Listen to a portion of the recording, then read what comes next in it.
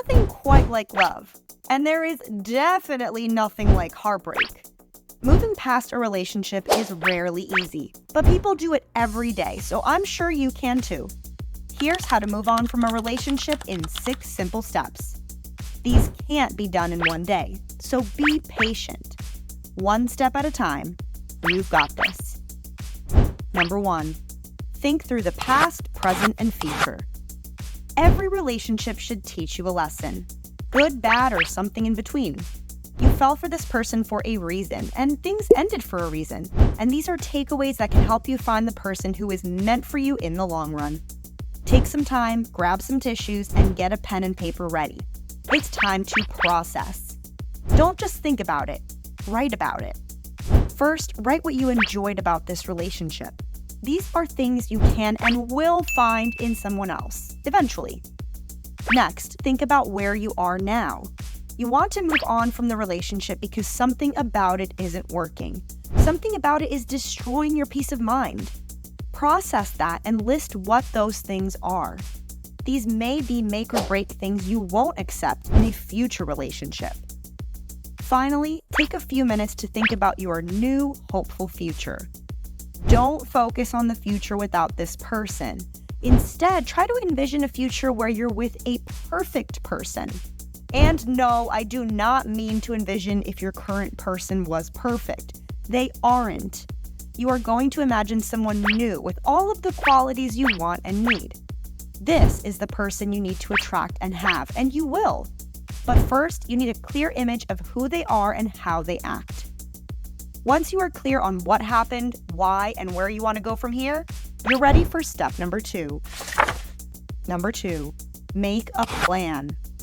If you haven't moved on from a relationship already, you're either still connected to this person by seeing or speaking to them, or you haven't fully removed them from your life in another way.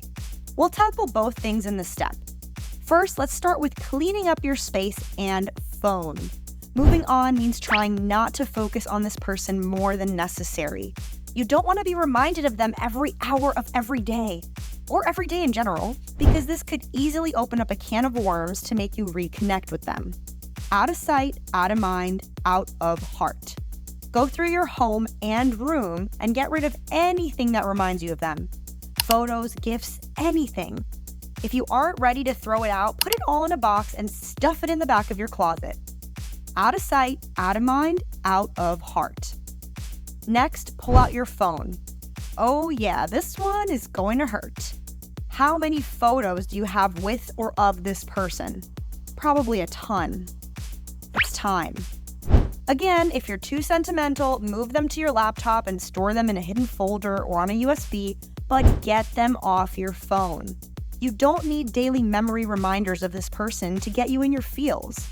Get rid of your photos together, archive or delete the couple pics off of your social media, and consider muting or unfollowing them in general to keep your peace of mind.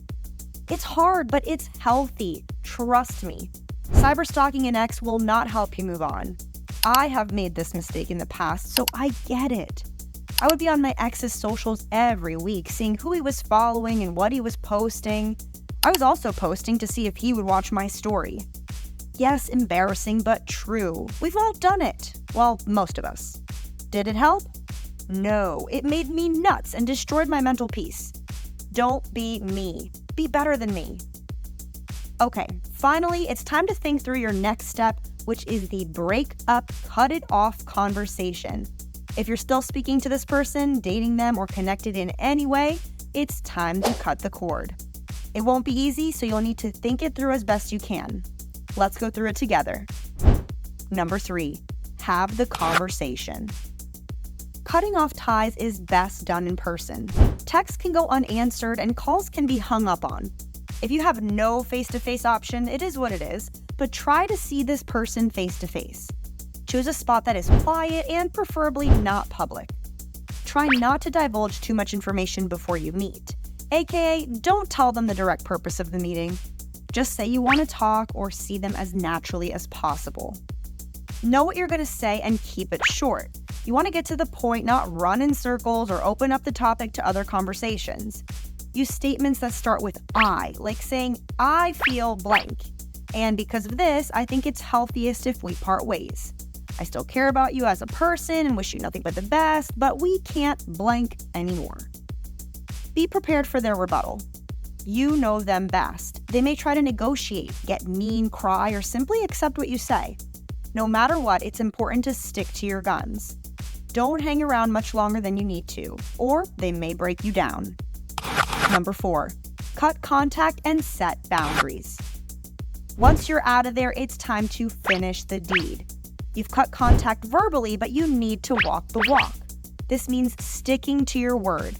If you told them you aren't going to reach out anymore, you don't reach out anymore. Have a backup plan. When you want to talk to them, have a list of friends you can call instead and have them talk you off the ledge.